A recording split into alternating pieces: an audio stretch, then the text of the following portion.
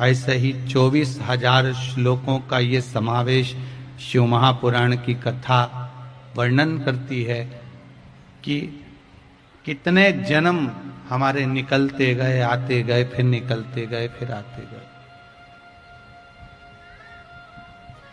जन्म और मरण के प्रपंच से हम छूटे नहीं। पर इस मनुष्य की देह को पाने के बाद कोई कर्म ऐसा कर कर जाना, मानव का शरीर पाने के बाद कोई कर्म हमारे जीवन का ऐसा कर कर जाए जिसके बल पर हमें वापिस मानव का शरीर मिले ना मिले उसका गम नहीं, पर भगवान से ऐसी प्रार्थना कर कर जाना कि अगला अगर जन्म मिले तो बस शिव महापुराण की कथा बारंबार श्रवण करने को मिले। ऐसा जीवन हमको प्राप्त, ऐसा जीवन हमको मिल जाए।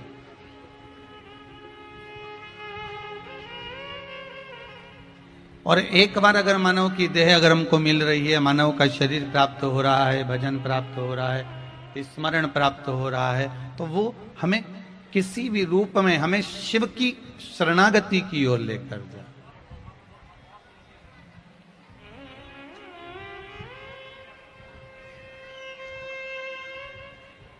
हमें भगवान शंकर की शरणागति की ओर लेकर जाए। महाराज,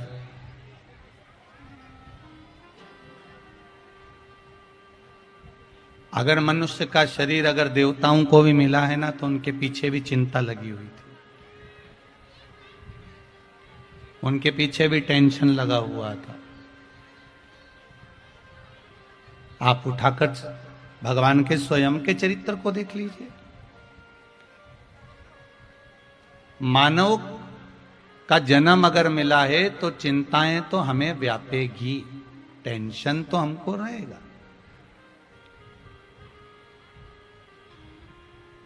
हाँ, संत के जीवन में, गुरुजन के जीवन में अगर मनुष्य का शरीर मिला है तो अच्छे से अच्छा महंत क्यों ना हो, संत क्यों ना हो, पीठाधीश्वर क्यों ना हो, मठाधीश्वर क्यों ना हो, कोई विरक्त से विरक्त भी अगर संत है, तो मानव का अगर शरीर मिला है तो टेंशन तो उसके जीवन में भी है, चिंता उसके जीवन में भी है। और अगर साधारण सा एक मानव है जो 2 रोटी खा रहा है, व्यापार कर रहा है, व्यवसाय कर रहा है, दुकान चला रहा है, हाथ गाड़ी चला रहा है, साइकिल रिक्शा चला रहा है, ठेला चला रहा है, पान की दुकान चला रहा है, एक साधारण सा व्यक्ति, मनुष्य का अगर जन्म मिला है, मानव का शरीर मिला है, साधारण से साधारण मानव को भी मानसिक टेंशन, जीवन में चिंता तो रहेगी।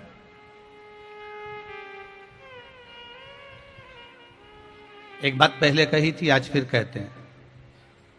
घर में हाफ सेट है,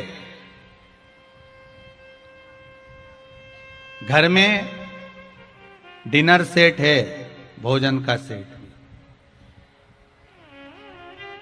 घर में सोफा सेट भी है, पर घर में हीरे का सेट भी है, सोने का सेट भी है, हाफ सेट भी है, फुल सेट भी है, डिनर सेट भी है, सोफा सेट भी है, पर कितने भी सेट इकट्ठे कर लिए, पर मनुष्य अपसेट है। मनुष्य सेट नहीं है, मानव जीवन अगर मिला है तो अपसेट ही है। सेट बहुत इकट्ठे कर, मानव का शरीर मिला है, मनुष्य की देह मिली है जीवन में, तो थोड़ा मानव का शरीर मिलने के बाद मानव अपसेट तो रहे। स्वयं मेरे राम जी महाराज, स्वयं मेरे राघव जी भी अगर इस मृत्यु लोक में आए हैं, मानव का शरीर अगर मिला है, मानव की देह प्राप्त हुई है, तो भगवान राम को भी चिंता रही है। अगर मेरे भगवान कृष्ण का अवतार हुआ है तो मेरे कृष्ण को भी चिंता रही है। चिंता किसको नहीं थी महाराज।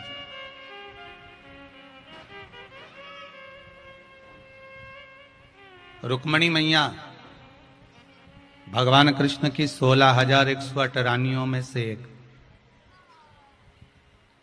पटरानियों में से एक। अब जरा देखिए कि भगवान कृष्ण की रानी होने पर, पटरानी होने पर भी उनको चिंता थी।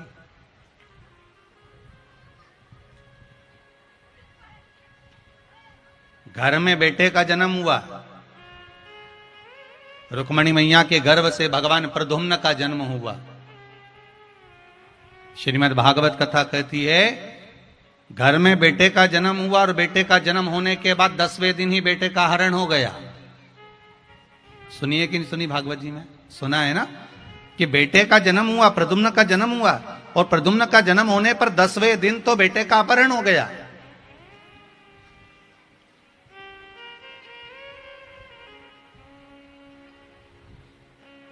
केवल 10 दिन का था बेटा और केवल 10 दिन के उस बेटे का हरण हो गया था, केवल 10 दिन का। अब जरा विचार करिएगा, एक माता के पास में सोए हुए पुत्र का 10वें दिन हरण हो जाना, माता कितनी रोती होगी, बिलखती होगी, कितना रोती होगी मां, कितना बिलखती होगी मां।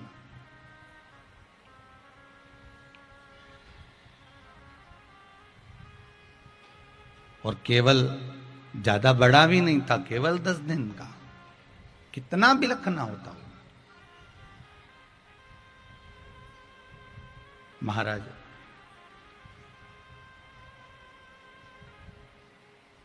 खूब चिंता माता रुक्मणी के जीवन में आई। आपको लगता है कि केवल टेंशन में आप रहते हो, आपको लगता है कि चिंता में आप रहते हो। शिव महापुराण की कथा कहती है मानव का शरीर मिला है, चिंता हर एक मानव के जीवन में रहेगी, टेंशन हर एक मनुष्य के जीवन में रहेगा। पर शिव महापुराण की कथा कहती है कि जैसे भगवान कृष्ण रुक्मणी को बार बार समझाते थे, उसी तरह अगर जीवन में कोई टेंशन आए, समस्या आए, तो शिव महापुराण की कथा भी बार बार समझाने का काम करती है कि ये जीवन में आएगा जरूर, पर निकल जाएगा। दुख आएगा, जीवन में समस्या आएगी, ऐसा नहीं कि समस्या नहीं आएगी, आएगी। मानव का शरीर है तो समस्या तो रहना है।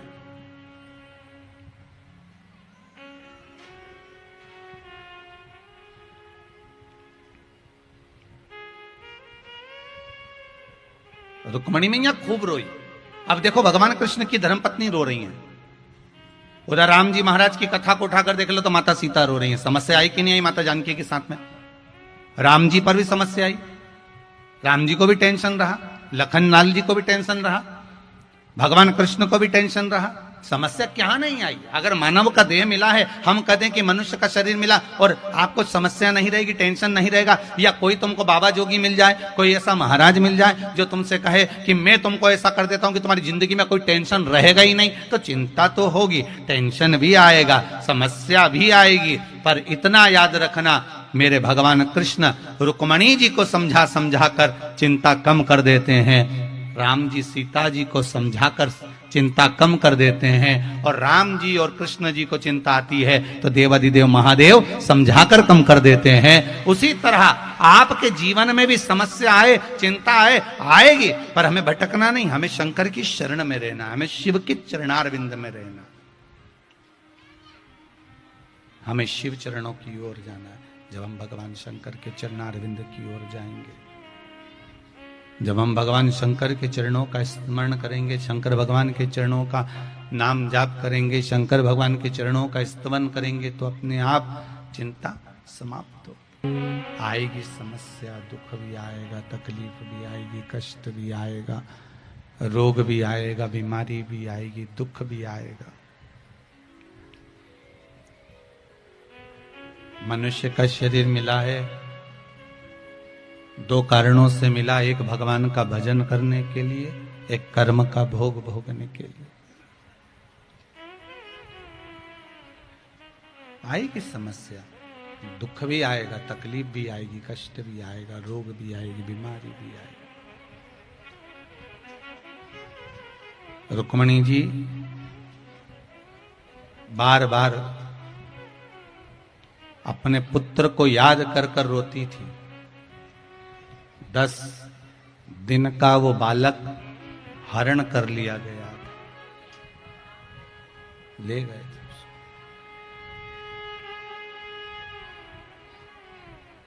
चले गया।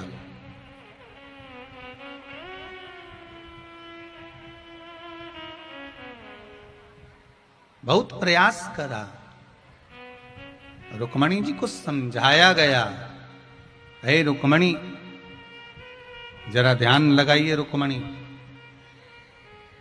अगर बालक गया है उसमें परमात्मा की कोई अच्छाई होगी, भगवान ने अगर दुख दिया है तो उसमें कुछ आपका भला ही होने वाला होगा, अगर भगवान ने किसी से आपको दूर कर दिया है तो उसमें आपका कोई भला ही होने वाला होगा।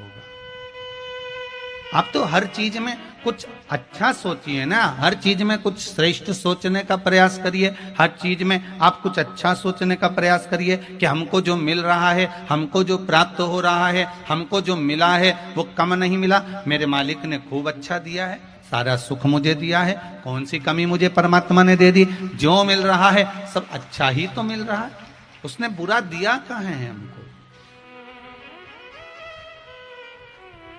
उसने बुरा प्रदान करा कहाँ है हमको। एक विश्वास की दृढ़ता परमात्मा की शरणागति की ओर जाती है।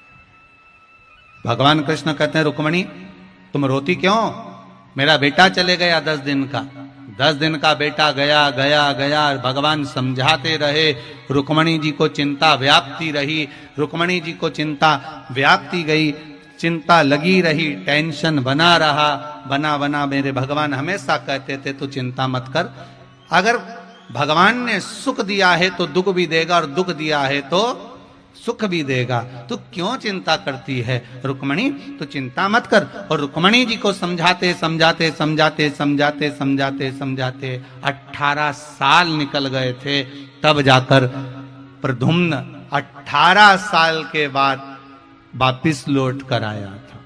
कितने साल के बाद आया, 18 वर्ष के बाद, जो 10 दिन का गया था वो 18 वर्ष के बाद आया, और 18 वर्ष के बाद आया तो एक कन्या से उसने विवाह कर लिया था, आपको मालूम है ना, श्रीमद् भागवत में तो पूरी कथा है, हम तो केवल शिव महापुराण में इसको थोड़ा सा लेकर चल रहे हैं।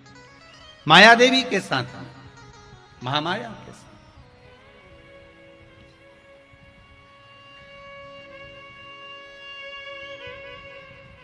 जो शमरासुर के यहां भोजन बनाने का काम करती थी उसके साथ में विवाह कर लिया। अब बालक वापिस आ गया तो प्रसन्नता होना चाहिए कि नहीं होना चाहिए, जम के तो बोलो। 18 साल के बाद आया, प्रसन्नता होना चाहिए, पर थोड़ी सी प्रसन्नता थी, और जैसे रुक्मणी जी ने देखा कि ये विवाह कर कर आया है और जिससे विवाह कर कर आया है ये तो इस प्रद्युम्न से 20 साल बड़ी है,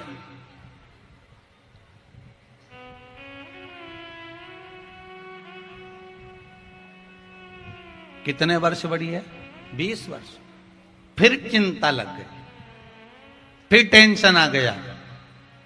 भगवान बोले, कृष्ण भगवान का हमेशा रुक्मणी को समझाते थे, क्यों चिंता करती है, जो हो रहा है सब अच्छा हो रहा है, जो होगा वो भी अच्छा होगा। भगवान ने गीता केवल अर्जुन को नहीं सुनाई, भगवान ने गीता रुक्मणी जी को बार बार सुनाई।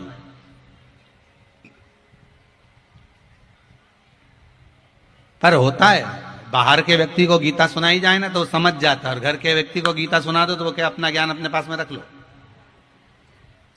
हमको ज्यादा अकल देने की जरूरत नहीं हो। क्या हम बेवकूफ नजर आते तुमको? जब देखो जब हमें ज्ञान देने लगते हो, जब देखो जब हमें बताने लगते हो। आप अपनी बात अपने पास में रखिए।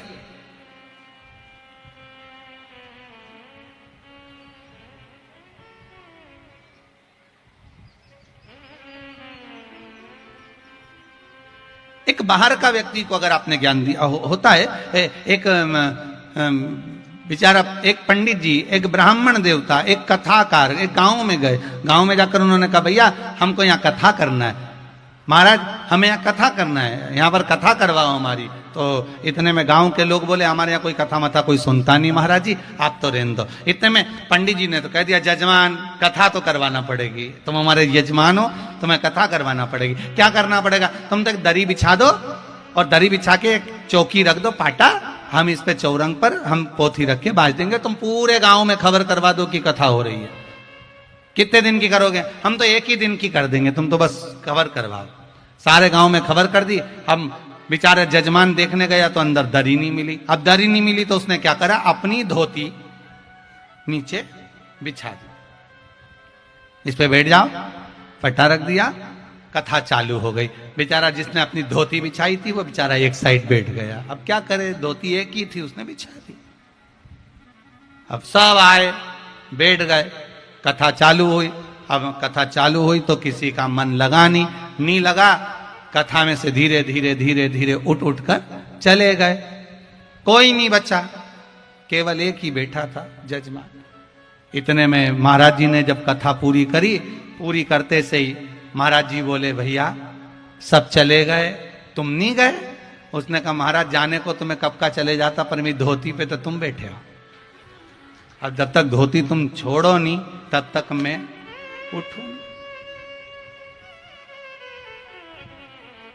बाहर के व्यक्ति को गीता का ज्ञान दिया जाए वो ले सकता है, बाहर के व्यक्ति को समझाया जाए वो प्राप्त कर सकता है, बाहर के व्यक्ति को कुछ कहा जाए वो ग्रहण कर सकता है, पर अपने ही व्यक्ति को, अपने ही करीबी को, अपने ही परिवार वालों को, अपनी ही पत्नी को, अपने ही बच्चों को, एक विद्वान से विद्वान भी अगर ज्ञान देता है तो उसको लगता है कि ये सब व्यर्थ की बात है, ये तो बड़बड़ाते रहते हैं। इनका तो काम ही केवल यही है कि बड़बड़ करना, बोलना, वायलिन की आवाज कम करो, बोलना, बड़बड़ाना, इनका तो काम ही केवल यही है महाराज।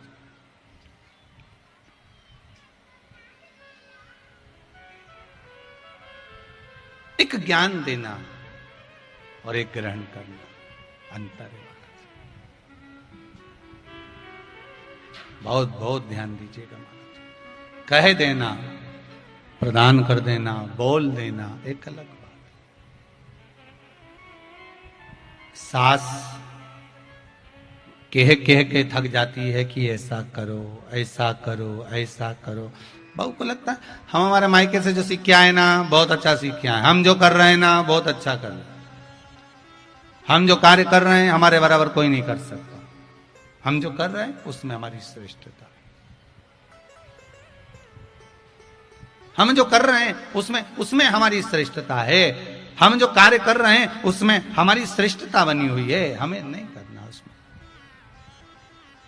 उसमें हमारी श्रेष्ठता है। अब शिव महापुराण की कथा कहती है 20 वर्ष बड़ी कन्या से प्रद्युम्न ने विवाह कर लिया, फिर चिंता व्याप गई, फिर टेंशन हो गया। भगवान समझाते रहे, समझाते रहे, समझाते रहे। तब एक दिन 8 वर्ष पूरे जब विवाह के प्रद्युम्न को हो गए, तब रुक्मणी जी समझ गई कि भगवान जो करता है वो अच्छा करता है। कब? जब एक बार प्रद्युम्न कहीं मार्ग से जा रहे थे और